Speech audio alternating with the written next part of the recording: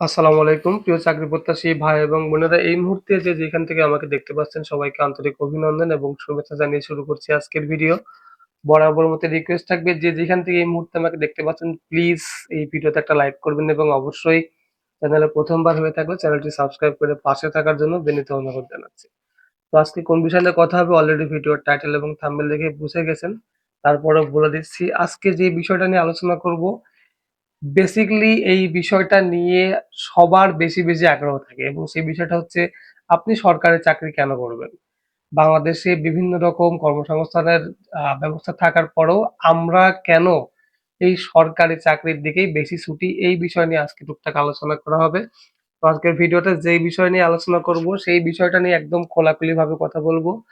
আপনারা যদি পুরো ভিডিওটা সম্পূর্ণভাবে দেখতে পারেন বা দেখেন তাহলেই বুঝতে পারবেন যে সরকারি চাকরি আপনি কেন করবেন? কেন আমরা এই সরকারি চাকরির প্রতি বেশি আকৃষ্ট হই? এই সমস্ত বিষয়ে আজকে ভিডিওটা পুরোপুরি আলোচনা করব। সো প্লিজ না টেনে সম্পূর্ণ ভিডিও দেখবেন। প্রথমেই বাংলাদেশের বর্তমান যে প্রেক্ষাপট, সেই প্রেক্ষাপট অনুযায়ী একজন বেকার যুবকের সর্বপ্রথম যেই চাহিদাটা থাকে সে একটা সরকারি চাকরি করবে। দেখেন, যে মানুষটা আজকে এসএসসি পরীক্ষায় পাশ করেছে বা চাকরির জন্য বাংলাদেশের সরকার কর্তৃক চাকরির জন্য যে বয়সটা প্রয়োজন, সর্বনিম্ন যে বয়সটা প্রয়োজন অর্থাৎ 18 বছর, সে যদি 18 বছর হয়ে থাকে তাহলে কিন্তু সে বিভিন্ন জায়গায় চাকরির জন্য অ্যাপ্লিকেশন করে। কেন করে, কি জন্য করে, এইটা আসলে বর্তমানে আপনারা এটা আমার চাইতে বেশি ভালো জানেন। কারণ বর্তমান প্রেক্ষাপট অনুযায়ী আপনি যদি সরকারি একটা চাকরি থাকে তাহলে এই সমাজ ধরে নেয় যে আপনার লাইফ হয়তোবা সেটেল হয়ে গেছে। এই চাকরিতে আসার পর আপনাকে আর পেছনের দিকে ফিরে তাকাতে হবে না, এরকমটাই সবাই মনে করে। বাট বেসিক্যালি যেরকমটা আমরা সবসময় ভাবি, সম্পর্ক এবং সময়ের যে গতিধারা অনুযায়ী যে জীবনের যাত্রার মান চলছে সেটা কিন্তু সম্পূর্ণই ব্যতিক্রম। আপনারা যদি বিগত কিছুদিন আগের কথা যদি আপনাদের মনে থাকে, ঢাকায় যমুনা অর্থাৎ রাষ্ট্রীয় অতিথি ভবনের সামনে যে পে স্কেলের আন্দোলনের কারণে সরকারি কর্মচারীদেরকে যেভাবে অমানসিকভাবে পিটানো হয়েছিল, ওই কথাটা হয়তোবা আপনাদের অনেকের মনে আছে। তো কেন তারা সেদিন মার খেয়েছিল, এই জিনিসটা যদি আপনি চিন্তা করেন তাহলে আপনার মনে হবে না যে সরকারি চাকরিতে আসার কোনো আগ্রহ থাকবে।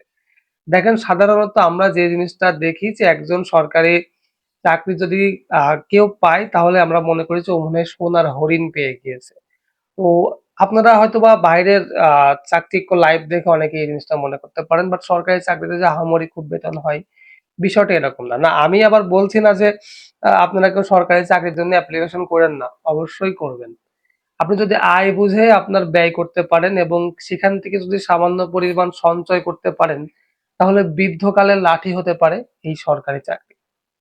অনেকেরই এই সরকারি চাকরি না করে যদি আপনি কোনো প্রাইভেট কোম্পানিতে চাকরি করেন বা প্রাইভেট ফার্মে চাকরি করেন বা বিভিন্ন এনজিও বা সংস্থায় চাকরি করেন, সেইখানে দেখবেন যে আপনার সরকারি চাকরির যে বেতন, সেই বেতনের প্রায় ৩ গুণ বেশি বেতন আপনাকে দেয়া হচ্ছে। এবং সেইখানকার লাইফস্টাইল এবং সরকারি চাকরিজীবীদের লাইফস্টাইল সম্পূর্ণই আলাদা। আপনি যদি কোনো ভালো ব্যাংক বা শিক্ষা প্রতিষ্ঠানে চাকরি করেন বেসরকারিভাবে, সেইখানে আপনার অফিসের চলাচল, আপনার অফিসের কলিগ যারা আছে তাদের সঙ্গে যখন আপনি মিশবেন, দেখবেন যে তাদের পার্সোনালিটিই অন্যরকম। বাট আপনি যখন একটা সরকারি সংস্থায় চাকরি করবেন, এইখানে সরকারি সংস্থায় চাকরি করলে আপনি সব রকম মানুষই পাবেন।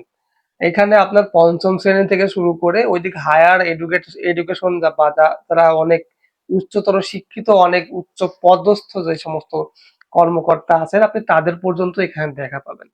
বাট প্রাইভেট কোম্পানিগুলোতে কি হয়? একটা নির্দিষ্ট পরিমাণ শিক্ষার যোগ্যতা কিন্তু সেখানে দিয়েই তারা নিয়োগ বিজ্ঞপ্তিতে জনবল নিয়োগ করে এবং সেইখানে বেশিরভাগই মাস্টার্স কমপ্লিট করা শিক্ষিত মানুষজন। সেইখানে আপনার একরকম আচার-আচরণ ব্যবহার পাবেন এবং সেই ক্ষেত্রে বা তার থেকে একটু ব্যতিক্রম হচ্ছে এই সরকারি সংস্থাগুলো। সরকারি সংস্থাতে আপনার একজন পরিচ্ছন্ন কর্মী থেকে শুরু করে একজন আ উচ্চপদস্থ কর্মচারী যিনি কর্মকর্তা যিনি আছেন, তাদের কিন্তু শিক্ষার মান একরকম না। সো আপনাকে ধাপে ধাপে এই সমস্ত মানুষের সাথে পরিচিত হতে হবে। তো ১ম এ যে কথাটা বলেছিলাম, আপনি কেন এই সরকারি চাকরি করবেন? এই সরকারি চাকরি করার পিছনে সবচাইতে বেশি যে ভূমিকা রাখে সেটা হচ্ছে পেনশন।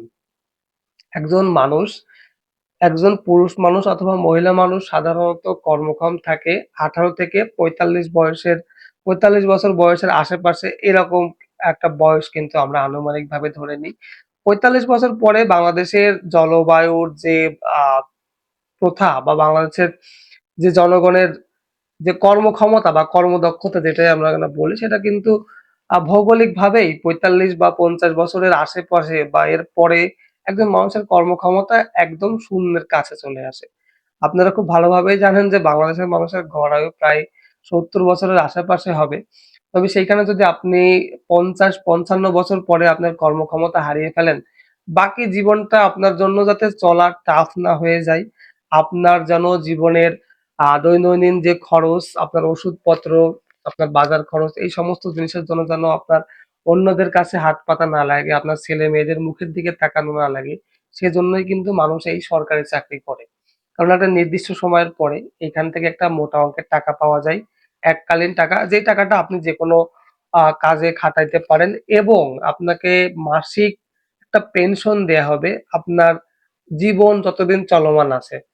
অর্থাৎ আপনি যদি মারা যান, আপনার স্ত্রী যে থাকবেন, উনিও কিন্তু তার সারা জীবন এই পেনশন সুবিধাটা ভোগ করে যাবে। এই পেনশন সুবিধাটা কি রকম হয়, এই বিষয়টা নিয়ে আলাদা আরেকদিন একটা ভিডিও আসবে।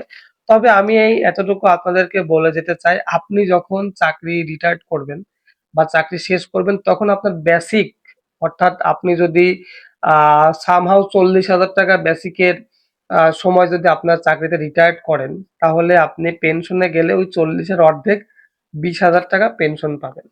এই ২০,০০০ টাকা পেনশন অনুযায়ী আপনাকে ঈদের বোনাস দেয়া হবে, বৈশাখী ভাতাও পাবেন।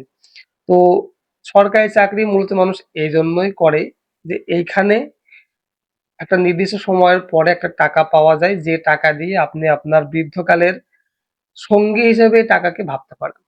তারপরে আরো একটা জিনিস আছে, এই চাকরিতে বিশেষ করে যারা আর্ম ফোর্সে যারা চাকরি করেন, সশস্ত্র বাহিনীতে যারা চাকরি করবেন বা চাকরি করতে চান, তাদের এই বিষয়টা জানা খুবই গুরুত্বপূর্ণ। কারণ এই সমস্ত চাকরিতে দেখবেন যে বেশি করে ফ্যামিলির চিকিৎসা বা নিজের চিকিৎসা পাওয়া যায়, যা কিন্তু অন্যান্য সরকারি চাকরির ক্ষেত্রে পাওয়া যায় না। আপনি যদি কোনো মন্ত্রণালয়ে চাকরি করেন বা কোনো প্রাইমারি স্কুলে চাকরি করেন বা অন্য কোনো সরকারি প্রতিষ্ঠানে চাকরি করেন, তাহলে দেখবেন যে সেখানে আপনি যখন অসুস্থ হয়ে যাবেন, সরকার কিন্তু আপনার বেতনের সঙ্গে একটা চিকিৎসা ভাতা দেয়। বাট যেই পরিমাণ চিকিৎসা ভাতাটা সরকার দেয়, সেই পরিমাণ চিকিৎসা ভাতা দিয়ে আপনি কোনোভাবেই চলতে পারবেন না। বর্তমানে একটা গ্যাস্ট্রিকের বড়ি যদি আপনি বাজার থেকে কিনতে যান, সেখানে মিনিমাম ৳৮ থেকে ৳১০ আপনার খরচ হয়। তো বাংলাদেশ সরকার যখন আপনার বেতনের সাথে মাত্র ৳১৫০০ চিকিৎসা ভাতা হিসেবে দেয়, সেটা আসলে সত্যিই খুবই ন্যূনতম। তো কখনোই আপনার সম্ভব না। অথচ আপনি যদি আ সামরিক বাহিনীতে চাকরি করেন, তাহলে এইখানে কিন্তু আপনি আপনার নিজের চিকিৎসাটা সম্পূর্ণরূপে ফ্রি পাবেন। ওষুধপত্র ফ্রি পাবেন, আপনার ফ্যামিলির চিকিৎসা ফ্রি পাবেন, ওষুধপত্র চিকিৎসা পাবেন। আল্লাহ না করুক আপনি যদি কোনো বড় ধরনের অসুস্থ হন, আপনার শরীরে অস্ত্রোপচারের প্রয়োজন, সেক্ষেত্রে কিন্তু ফ্রিতে আপনি অপারেশন করতে পারবেন এবং আপনার চিকিৎসার জন্য যদি বিদেশে নেওয়া প্রয়োজন হয়, সেই ক্ষেত্রেও কিন্তু বাংলাদেশ সেনাবাহিনী হোক, নৌবাহিনী হোক, বিজিবি হোক, আর্মি হোক, সরি পুলিশ হোক, যেই কোনো বাহিনীতেই হোক, আপনি কিন্তু এই ফ্রিতে চিকিৎসার ব্যবস্থাটা পাবেন। অন্য কোথাও কিন্তু সরকারি চাকরিতে পাবেন না। এজন্যই আমাদের ১ম পছন্দই কিন্তু এই সরকারি চাকরি। এই সরকারি চাকরির পেছনে কিন্তু আরো বেতন, রেশন, ছুটি, বিভিন্নগুলো আরো অনেক সুযোগ সুবিধা রয়েছে, যেইটা নিয়ে যদি আলোচনা করতে চাই, ভিডিও অনেক লম্বা হয়ে যাবে। I hope আপনারা বুঝতে পেরেছেন যে সরকারি চাকরি আপনি কেন করবেন। তবে সরকারি চাকরি করার থেকে যদি আপনার শিক্ষাগত যোগ্যতা ভালো থাকে এবং সেই সঙ্গে আপনি যদি একটা ভালো সেলারি আশা করে থাকেন বা প্রত্যাশা করে থাকেন, তাহলে অবশ্যই যেকোনো ভালো প্রাইভেট ফান্ডেও চাকরি করতে পারেন। আমার সবসময় সাজেশন থাকবে যে একজন মানুষ সরকারি চাকরির পিছনেই দৌড়িয়ে তার চাকরির বয়স যাতে আপনি শেষ না করেন, আপনাকে চেষ্টা করতে হবে রিজিক যেখানে আছে সেখানেই হবে। তবে সরকারি চাকরিতে আমরা বেশি প্রাধান্য দিয়ে থাকি বর্তমান পরিবেশ পরিস্থিতি অনুযায়ী। তবে এইখানে আরেকটা কথা আছে, যেই কথাটা আমি ছোট্ট করে বলতে চাই যে, সরকারি চাকরি করার থেকে আপনি যদি প্রাইভেট কোম্পানিতে চাকরি করেন, অনেক ভালো টাকা বেতন পাবেন, অনেক ভালো লাইফস্টাইল এ চলবেন, অনেক ভালো খেতে পারবেন, অনেক ভালো থাকতেও পারবেন। যদি আপনি একটু সঞ্চয় করে চলতে পারেন এবং ভবিষ্যতের জন্য যদি এই সঞ্চয়টা রাখতে পারেন, আপনার সরকারি চাকরির পেনশনের থেকেও এটা বড় কাজে আসবে বলে আমি মনে করি। যাই হোক, ভিডিও অনেক বড় হয়ে গেল। পরবর্তী ভিডিও দেখার আমন্ত্রণ জানিয়ে আমি রাজ আজকের মতো এখানে বিদায় নিচ্ছি। আল্লাহ